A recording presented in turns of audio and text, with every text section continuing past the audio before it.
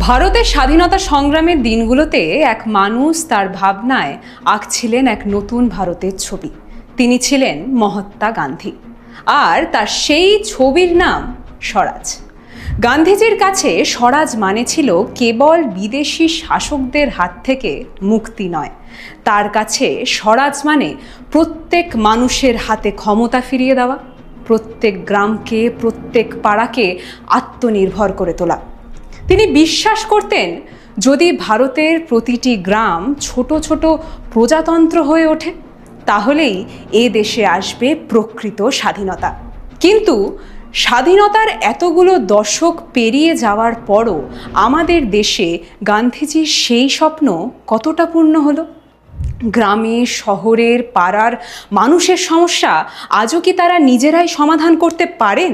নাকি এখনও বড় অফিস, কাগজপত্র আর জটিল প্রশাসনের গোলকধাঁধায় ঘুরে মরতে হচ্ছে সাধারণ মানুষকে?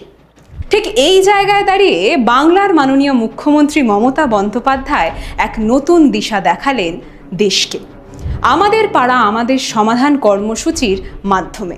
তিনি বুঝলেন, যখন মানুষের সমস্যা স্থানীয়, তখন তার সমাধানও স্থানীয় স্তরেই হতে হবে।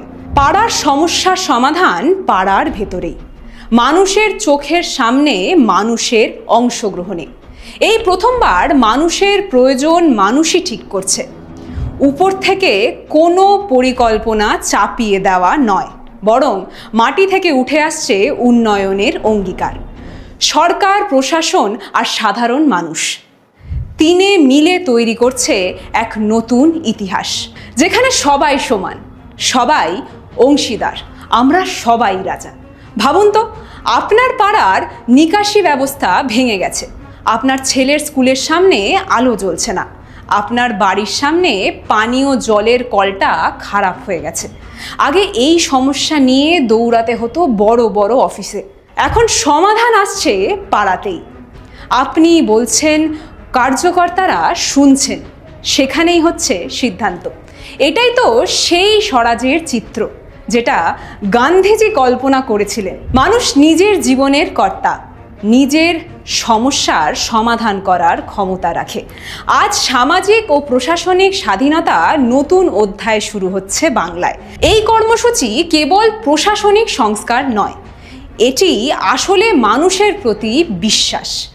মানুষই জানে তার সমস্যার আসল জায়গা কোথায়, এবং মানুষই জানে তার সমাধান কিভাবে সম্ভব। গান্ধীজি হয়তো কল্পনাও করেননি যে বহু বছর পর বাংলার এক নারী তার সেই স্বরাজের স্বপ্নকে এতটা বাস্তব করে তুলবেন। মহাত্মা গান্ধীর স্বপ্ন আজ বাংলার মাটিতে সত্যি হচ্ছে। আবারও একবার ভারতকে পথ দেখাচ্ছে বাংলা, আবারও একবার ইতিহাস রচনা করছে আমাদের বাংলা। জয় বাংলা।